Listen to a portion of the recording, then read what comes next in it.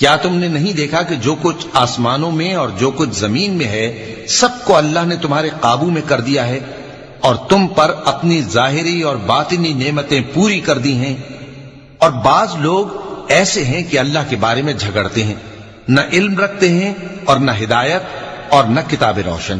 اور جب ان سے کہا جاتا ہے کہ جو کتاب اللہ نے نازل فرمائی ہے اس کی پیروی کرو تو کہتے ہیں کہ ہم تو اسی کی پیروی کریں گے جس پر ہم نے اپنے باپ دادوں کو پایا۔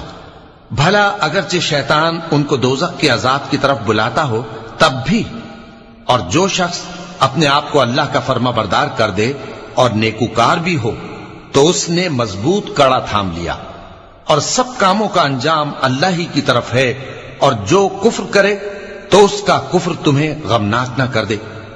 ان کو ہماری طرف لوٹ کر آنا ہے، پھر جو کام وہ کیا کرتے تھے ہم ان کو جتا دیں گے۔ بے شک اللہ دلوں کی باتوں سے بھی واقف ہے۔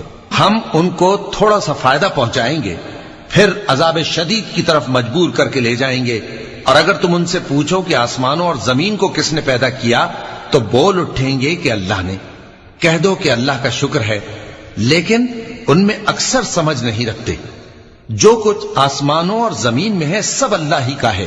بے شک اللہ بے نیاز ہے، لائق حمد و ثنا ہے۔